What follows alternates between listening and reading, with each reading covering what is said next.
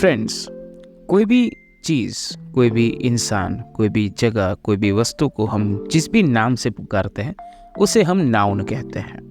And clause sentence का एक ऐसा पार्ट रहता है कि जिसके अंदर सब्जेक्ट और वर्ब होता है एंड उसका एक इंडिविजुअल मीनिंग होता है।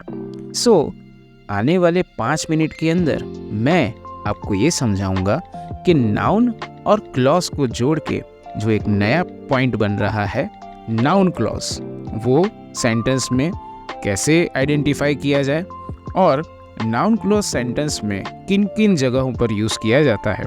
सो कुर्सी की पेटी बांध दीजिए और शुरू करते हैं आज का हमारा टॉपिक नाउन क्लॉजेस।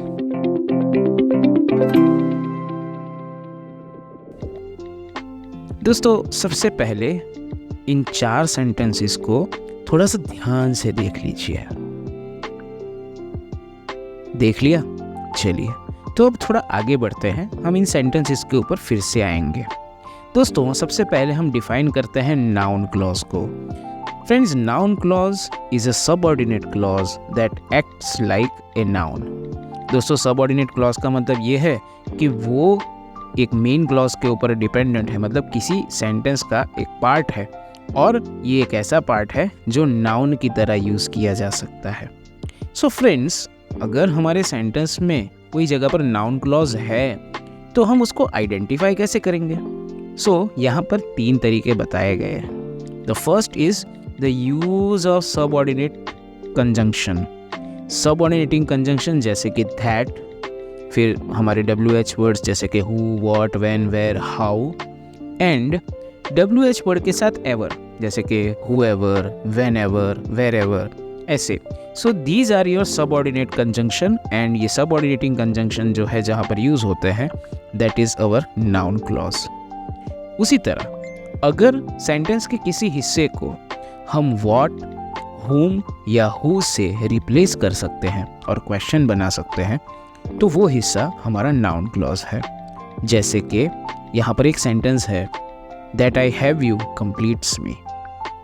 तो That I have you के हिस्से को हम what से रिप्लेस करके क्वेश्चन बना सकते हैं। What completes me?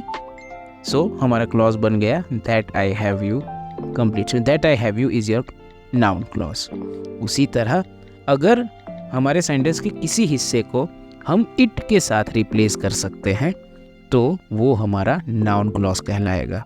तो यहाँ पर That I have you को हम इट से रिप्लेस कर सकते हैं। सो फ्रेंड्स, ये 3 तरीके से हम नाउन क्लॉज आइडेंटिफाई कर सकते हैं। तो चलिए दोस्तों, अब हम समझते हैं कि नाउन क्लॉज को सेंटेंस में कौन कौन सी तरह से यूज़ किया जा सकता है या कौन कौन सी तरह से ये आता है। सो फ्रेंड्स, नाउन क्लॉज सबसे पहले सब्जेक्ट की तरह यूज़ किया जा सकता है। हमारा सबसे पहला सेंटेंस याद कीजिए, what you seek is seeking you. तो यहाँ पर what you seek is a subject. अगर हम सेंटेंस के अंदर से वो पार्ट को हटा दें तो हमको सिर्फ एक प्रेडिकेट मिलेगा। So the noun clause can act like a subject. That you are here makes the entire world mine. So यहाँ पर दैट यू आर हियर ये हिस्सा भी सब्जेक्ट की तरह काम कर रहा है। So this is the use of noun clause acting as a subject. उसी तरह noun clause can also act as an object.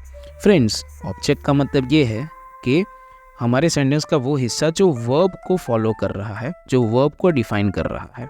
जैसे यहाँ पर है I know what you are thinking. So यहाँ पर जो वॉट यू आर थिंकिंग है वो नो को एक्सप्रेस कर रहा है, वो नो को डिफाइन कर रहा है। उसी तरह my teacher will give the student whose essay is the best. अब यहाँ पर whose essay is the best is an indirect object, लेकिन फिर भी ये ऑब्जेक्ट का हिस्सा है, इसलिए यहाँ पर नाउन क्लॉज ऑब्जेक्ट की तरह वर्क कर रहा है। उसी तरह जैसे तीसरा सेंटेंस है there is no logic in what you say. So what you say is a part of object. So ये नाउन क्लॉज है ऑब्जेक्ट की तरह एक्ट करते हुए। दोस्तों, उसके साथ साथ अब तक अगर आपने वीडियो देख लिया है तो लाइक करना ना भूलें, शेयर एंड सब्सक्राइब भी करिए दे ताकि ऐसे नए नए वीडियोस आपको मिलते रहें। Coming back to the main point, noun clause को सब्जेक्ट कॉम्प्लीमेंट की तरह भी यूज़ किया जा सकता है। दोस्तों अगर आप देखेंगे ना तो ये सेंटेंस वो ऑब्जेक्ट वाले हिस्से से सेम है। फ़र्क सिर्फ इतना है कि इस सेंटेंस में जो हमारा नाउन क्लॉज है वो सब्जेक्ट के बारे में बता रहा है। जैसे यहाँ पर है I am the person whom you must contact, तो भाई किसे कांटेक्ट करना है? आई। तो यहाँ पर ये जो नाउन क्लॉज है वो हमारे सब्जेक्ट को बताता है, इसलिए ये सब्जेक्ट कॉम्प्लीमेंट है। उसी तरह life is how you enjoy it, तो ये भी एक सब्जेक्ट कॉम्प्लीमेंट को बता रहा है। दोस्तों सबसे लास्ट है noun clause acting as a case in apposition. दोस्तों केस इन एपोजिशन का मतलब है कि जो सब्जेक्ट को ज़्यादा अच्छे से एक्सप्लेन करता है। जैसे हमारा जो चौथा सेंटेंस है, the girl who has a unique hairstyle looks very cute, तो द गर्ल, अब वो लड़की को एक्सप्लेन कर रहा है who has a unique hairstyle, लड़की के बारे में बता रहा है। सो ये जो है ये केस इन एपोजिशन है। दूसरा है the rumour that he failed, कौन सी रूमर? दैट ही फेल्ड, तो ये केस इन एपोजिशन है। तो यहाँ पर ये जो दोनों आपके क्लॉजेस दिए हैं that is your case in apposition and that is also noun clause. So friends ये हमारे 4 यूजेस हैं नाउन क्लॉज के। तो चलिए थोड़ी बिल्ली मियाँ के साथ एक एक्सरसाइज कर लेते हैं जिसमें हमने कुछ सेंटेंसेस दिए हैं, उस सेंटेंसेस का आपको नाउन क्लॉज आइडेंटिफाई करना है कि कौन सा है और कौन से टाइप का नाउन क्लॉज है, मतलब कि वो नाउन क्लॉज किस तरह से यूज़ किया गया है। सो इसके जवाब आप मुझे कमेंट बॉक्स में ज़रूर बताइएगा। I will be waiting for your answers and ऐसे ही वीडियोस देखने के लिए हमारे चैनल को सब्सक्राइब कीजिए। हमें ये वीडियो लाइक करके हमारा मोटिवेशन बढ़ाइए। हम जब नेक्स्ट टाइम मिलें तब तक के लिए कीप रॉकिंग।